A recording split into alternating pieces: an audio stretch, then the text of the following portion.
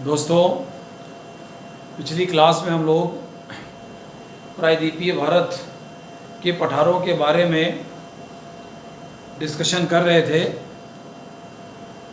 जिसमें हमने पठारों के साथ साथ छत्तीसगढ़ प्लेन का डिस्कशन किया था। आज हम उसी कंटिन्यूएशन में जो प्रायद्वीपीय भारत का यह जो हमने डिवीज़न किया था पूरा, उसी में हमने ये देखा था कि जब हम भारत का विभाजन किया था हमने, तो उसको 4 हिस्सों में बांटा था। ठीक है, तो पिछले क्लास में हमारा 3 हिस्सा पूरा हो चुका था, 3 भाग का हम डिस्कशन कर चुके थे, यानी उत्तरी पर्वतीय मैदान का और उत्तरी पर्वतों का, और उसके बाद गंगा के मैदान का, और फिर प्रायद्वीपीय पठार का डिस्कशन हम कर चुके थे पिछली क्लास में। आज जो लास्ट हिस्सा है, जो चौथा उसका भाग है, जिसे हम coastal plain and island arcs कहते हैं, यानी तटीय मैदान एवं द्वीप समूह, मालाएं जिसे हम कहते हैं, आज उसका डिस्कशन हम करेंगे। ये लास्ट डिवीजन है भारत के भू आकृतिक विभाजन का, आखिरी हिस्सा है।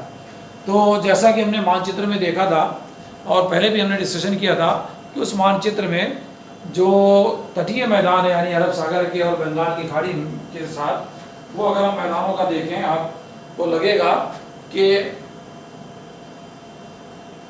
ये इस मानचित्र में ये जो हिस्सा है यहाँ, ये पूरा इसका ये कोस्टल एरिया और ये कोस्टल एरिया, इसी को हम कहते हैं तटीय मैदान। तो जो घाट्स हैं, पश्चिमी घाट और अरब सागर के बीच में यहाँ एक संकरे मैदान की पट्टी पाई जाती है। इसी तरह से यहाँ पूर्वी घाट और ये तटीय भागों, जो बंगाल की खाड़ी का तट है, इन दोनों के बीच में ये एक, इसकी तुलना में ये मैदान जो है चौड़ा एक पट्टी मैदानों की पाई जाती है। इसी को हम तटीय मैदान कहते हैं, या इन्हीं को हम कोस्टल प्लेन कहते हैं। तो दो तरह के कोस्टल प्लेन है, एक तो ये वेस्ट कोस्टल प्लेन और एक जो है वो ईस्ट कोस्टल प्लेन है, यानी जो अरब सागर को के बॉर्डर पे है। यहाँ अरब सागर की तरफ जो मैदान है, तटीय मैदान, उसको हम पश्चिमी तटीय मैदान कहते हैं, और ये बंगाल की खाड़ी से अटैच जो मैदान है, इसे हम पूर्वी तटीय मैदान कहते हैं। तो आज हम इसका डिस्कशन आपसे करेंगे, इन मैदानों का। देखें आप, ये कोस्टल प्लेन जो है, भारत के कोस्टल प्लेन को 2 हिस्सों में बांटा गया है। एक तो पश्चिमी तटीय मैदान और दूसरा पूर्वी तटीय मैदान। पश्चिमी तटीय मैदान का जो विस्तार है, ये सूरत से, यानी गुजरात के सूरत से लेके और कन्याकुमारी तक इसका विस्तार है। जहाँ सूरत जो तटीय मैदानी बंगाल की खाड़ी, गल्फ ऑफ खंबात जिसे कहते हैं, खंबात की खाड़ी, वहाँ से शुरू होके और वो पूरे महाराष्ट्र को और गोवा, कर्नाटका को, गोवा को, केरला को पार करता हुआ पूरा ये मैदान कन्याकुमारी तक इसका विस्तार पाया जाता है। ये मैदान को अगर हम देखें तो इसको पूरा जो तट है, इसको तो 4 हिस्सों में बांटा जा सकता है, इस तटीय मैदानी भाग को।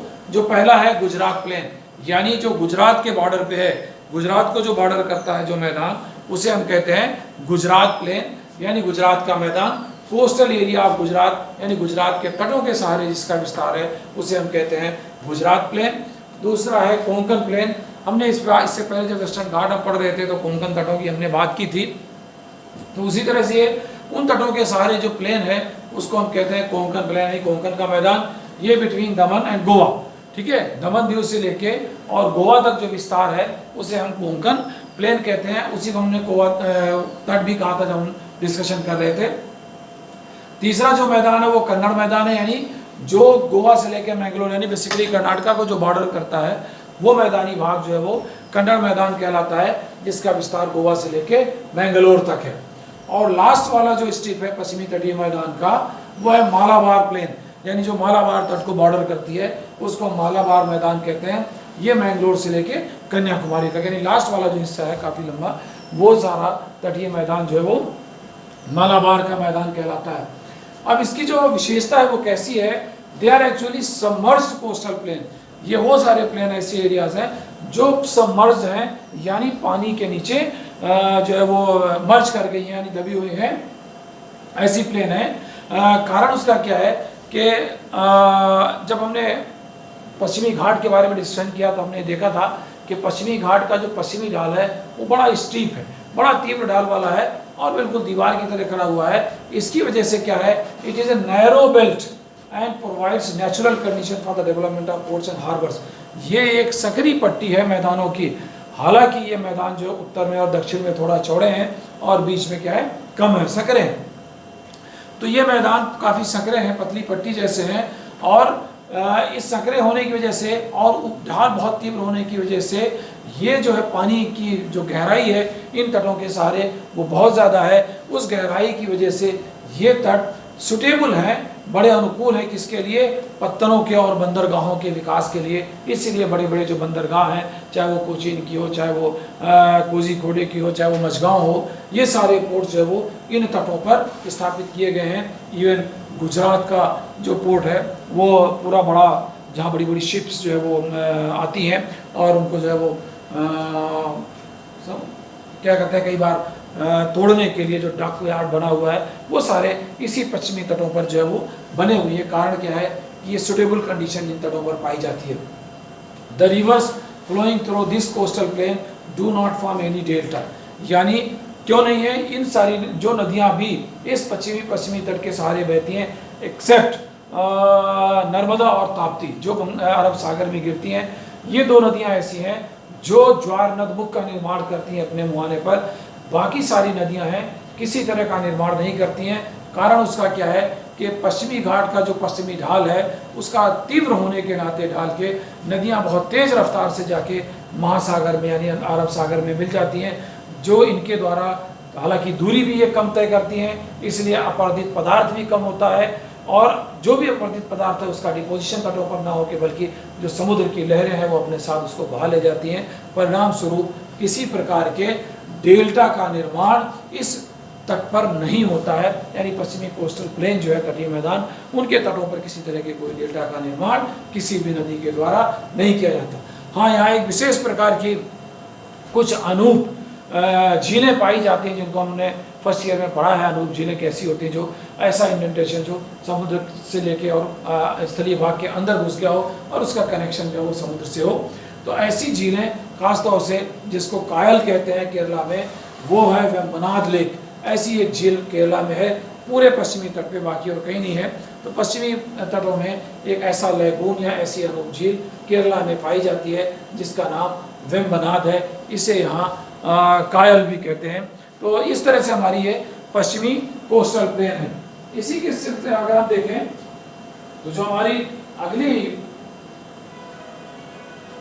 अगला तटीय मैदान हमारा क्या है, ईस्टर्न कोस्टल प्लेन। ठीक है, तो ईस्टर्न कोस्टल प्लेन अपेक्षया पश्चिमी कोस्टल प्लेन की तुलना में जो है वो चौड़ा है। कारण उसका क्या है, उधर ढाल मंद है, बड़ी बड़ी नदियां हैं जिन्होंने मैदानों का निर्माण किया है और तटीय भागों में भी जल की गहराई कम होने की वजह से ये हिस्सा ऐसा है जो काफ़ी चौड़ा है पश्चिमी घाट की तुलना में।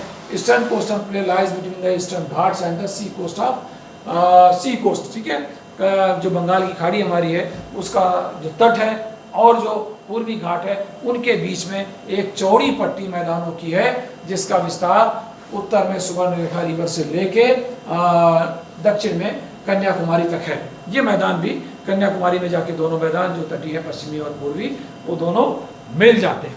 ठीक है, तो इसका विस्तार उत्तर में सुवर्णरेखा लेके सुवर्णरेखा से और दक्षिण में कन्याकुमारी तक है। इस पूरे तटीय मैदान को 3 भागों में बांटा गया है।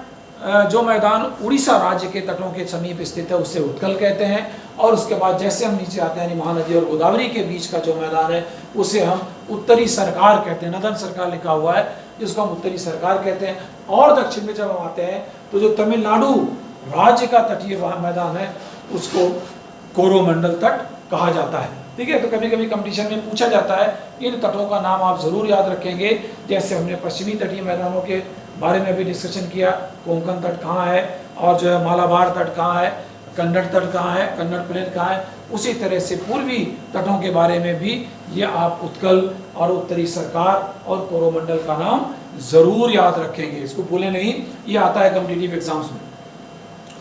As compare to the western coastal plain it is wider. ठीक है, ये जो है जैसा मैं आपसे बात कर रहा था कि पश्चिमी तटीय मैदानों की तुलना में पूर्वी तटीय मैदान ज़्यादा चौड़े हैं। क्यों? क्योंकि the rivers like Godavari, Krishna and the Kaveri form the delta over there. इन सारे तटीय भागों में डेल्टा का निर्माण होता है, क्योंकि नदियां काफ़ी दूरी से प्रवाहित होते हुए अपने साथ लाए हुए निक्षेप पदार्थों का निक्षेपण करती हैं और बड़े बड़े उपजाऊ डेल्टा का निर्माण करती हैं, जिसकी वजह से ढाल और मंद हो जाता है। तो और ये मैदानी भाग इसीलिए इनका विस्तार ज़्यादा पाया जाता है। यहाँ एक बात और है, द कॉन्टिनेंटल शेल्फ, जिसको हम महाद्वीपीय निमग्न तट कहते हैं, वो तट extend up to 500 kilometre into the sea. सागरों में 500 किलोमीटर तक इसका विस्तार पाया जाता है, which makes it difficult for the development of good ports and harbours. बिल्कुल उसके विपरीत है, किसके? पश्चिमी तटीय मैदानों के विपरीत बिल्कुल यहाँ है। यहाँ जो है चूंकि कॉन्टिनेंटल शेल्फ जो है वो काफ़ी दूर तक समुद्र में फैला हुआ है, यानी जल की गहराई यहाँ कम पाई जाती है। परिणाम स्वरूप यहाँ बड़े बंदरगाहों के लिए निर्माण के लिए अनुकूल परिस्थितियाँ नहीं पाई जाती हैं, इसलिए बड़े बंदरगाह इस पूर्वी तटों के किनारे नहीं हैं। यहाँ भी पश्चिमी तट के तरह लैगून्स पाए जाते हैं पूर्वी तट में, पर यहाँ के लैगून की संख्या ज़्यादा है। जैसे हम देखें, यहाँ कुछ लेक जिसको हम कहते हैं, वही अनूप झील है जिसको हम कहते हैं, ये कोलेरू लेक, यद्यपि ये फ्रेश वाटर लेक है, ये कोलेरू झील है, वो लैगून नहीं है, अनूप झील नहीं है, बल्कि ये फ्रेश वाटर लेक है, जो यहाँ लिखा हुआ situated in the delta region of the Godavari and Krishna river. जो कृष्णा और गोदावरी का जो डेल्टा है उसके अंदर बना हुआ है ये झील, कोलेरू झील। तो कभी कभी ये पूछा जाता है कि ये कैसी झील है, तो इसका भी आप ध्यान रखेंगे कि ये फ्रेश वाटर लेक है, ताज़ा पानी की झील है, जो नदियों द्वारा लाया गया जल है, और वहाँ डेल्टा पर जो है वो इसका जमा हो जाता है, इस कोलेरू लेक का। लेकिन जब हम देखते हैं अनूप झीलों के बारे में, तो दो बड़ी मशहूर झीलें हैं, एक तो चिल्का जो उड़ीसा कोस्ट पे है, और दूसरी जो है पुलिकट आंध्रा कोस्ट पे। ये दोनों लैगून यानी अनूप झीलों का उदाहरण है। तो इस तरह से अगर हम देखें तो दोनों तटीय मैदान जो है, पश्चिमी तटीय मैदान और पूर्वी तटीय मैदान, तो पश्चिमी तटीय मैदान सकरे हैं, वहाँ जो है वो बंदरगाहों के लिए, हार्बर्स के लिए अनुकूल दशाएं पाई जाती हैं। उसकी तुलना में जो पूर्वी तटीय मैदान है ये चौड़े हैं और काफ़ी फर्टाइल हैं, यहाँ विस्तृत कृषि, काफ़ी उपजाऊ मिट्टी पाई जाती है, डेल्टा का निर्माण काफ़ी सारा है, और साथ ही साथ यहाँ अनूप झीलें भी जैसे चिल्का और पुलिकट हैं ये भी पाई जाती हैं। तो ये हमारा आज का डिस्कशन यही समाप्त होता है, और इसके साथ ही जो कोस्टल प्लेन वाला जो पार्ट रह गया था वो समाप्त होता है। कल की क्लास में यानी अगली क्लास में हम आपसे आइलैंड आर्ट्स के बारे में डिस्कशन करेंगे। धन्यवाद।